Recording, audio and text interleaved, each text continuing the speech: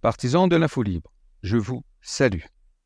Gaza a été systématiquement bombardé, quartier après quartier, c'est devenu un charnier à ciel ouvert. Les gens meurent sous les décombres de leur maison ou alors ils sont brûlés vifs par des bombes au phosphore. Il n'y a plus d'eau, plus d'électricité, plus de médicaments.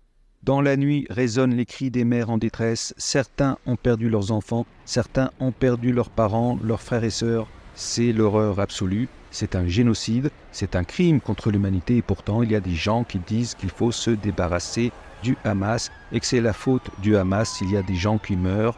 Ils ont choisi leur camp et ils exonèrent Israël de toute responsabilité et le pire c'est qu'ils ne vont jamais changer d'avis. Ils supportent un génocide qui se déroule en direct live sous leurs yeux. Ces gens-là, ce n'est pas la peine de discuter avec eux, tout d'abord parce qu'ils n'ont pas de cerveau, et ensuite parce qu'ils n'ont pas de cœur. Ils ne raisonnent pas, ils ne ressentent rien, ce sont juste des sacs à viande ambulants qui donnent l'impression d'être vivants, mais c'est juste une impression, en vérité, ils sont morts. Et en avant-première, je vais vous montrer comment ils vont finir. Ils vont finir en zombies, je ne plaisante pas, ils vont finir en morts-vivants avec la chair qui pourrit sur leur corps. C'est annoncé à diverses reprises dans la Bible, mais personne n'a vraiment compris de quoi il s'agissait. Donc, les zombies qui racontent qu'Israël ne fait que se défendre, profitez du peu de temps qu'il vous reste. Car Israël ne fait pas que se défendre, il s'agit d'une épuration ethnique. On vide un territoire de ses habitants afin de le récupérer. Il s'agit d'un crime contre l'humanité. Et le fait même de le contester constitue un crime contre l'humanité. Sachez que la Cour pénale internationale a été saisie. Israël ne fait pas que se défendre. Israël applique un plan qui consiste à expulser les Palestiniens vers l'Égypte. Ce plan a été révélé par Wikileaks qui a publié une feuille de route. C'est un document qui explique qu'il faut commencer par bombarder le nord de la bande de Gaza afin d'inciter la population à aller au sud. Et puis, il est prévu que les 2,3 millions de Gazaouis soient expulsés vers l'Égypte en échange de 30 milliards de dollars. Et là, au miracle, comme par hasard, on apprend que l'Égypte a déjà construit des villes nouvelles que les Égyptiens ne peuvent pas habiter car les appartements sont trop chers pour eux. Israël propose donc de payer les appartements afin de reloger les Palestiniens de Gaza. Comme c'est étrange. Et donc, les Égyptiens auraient eu comme ça une idée qui leur est passée par la tête. Ils se sont dit, allons construire des villes en sachant pertinemment que nos citoyens ne pourront jamais y habiter. En vérité, c'était prévu dès le départ. Tout a été planifié et programmé des années à l'avance.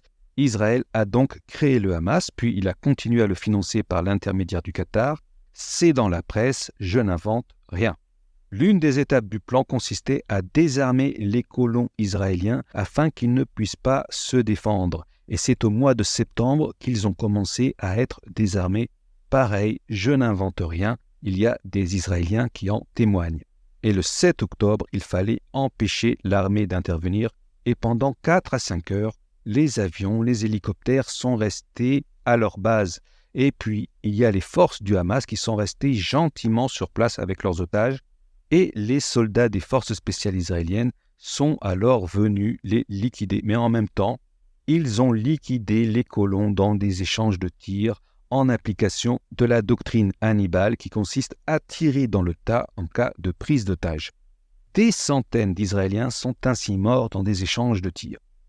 Et une fois que ce nouveau 11 septembre a été rendu possible, alors le mal a été désigné, c'est le Hamas et ce sont les habitants de Gaza. Il y a un officier israélien qui a même fini par déclarer que tous les habitants de Gaza étaient des terroristes.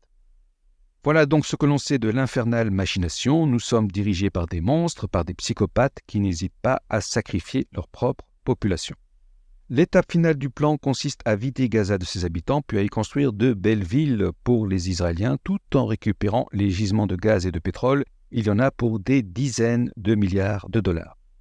Pour ceux qui demanderaient encore des preuves, en voilà une qui devrait leur clouer le bec. Au mois de septembre, Netanyahou est venu à la tribune des Nations Unies et il a montré la carte du nouveau Moyen-Orient. Et regardez bien, il n'y a pas de Palestine. 0 territoire palestinien ni bande de Gaza, ni Cisjordanie, et il est donc venu annoncer 1 mois à l'avance son opération d'épuration ethnique.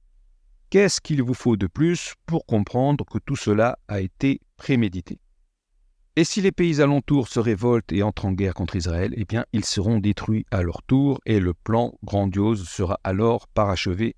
Les territoires vont être absorbés et ce sera alors le grand Israël du Nil à l'Euphrate, comme annoncé dans le drapeau israélien. Pour ceux qui ne le sauraient pas, les 2 bandes bleues symbolisent respectivement le Nil et l'Euphrate. Mais attention, ça c'est le plan qu'ils ont dans leur tête, mais le vrai plan, le plan satanique, consiste à créer une guerre au Moyen-Orient et à attirer les forces armées européennes. Et en fin de compte, ce sera l'Europe qui sera complètement détruite. Donc je dis aux zombies qui assistent au malheur des Palestiniens sans brancher et qui répètent les slogans qu'ils ont entendus à la télé, faites attention car vous êtes les prochains sur la liste et alors ce ne sera pas la peine d'invoquer le ciel et de demander la miséricorde divine alors que vous avez approuvé un génocide sans broncher. Voilà, c'est tout ce que j'avais à dire. Sur ce, au revoir et à la prochaine.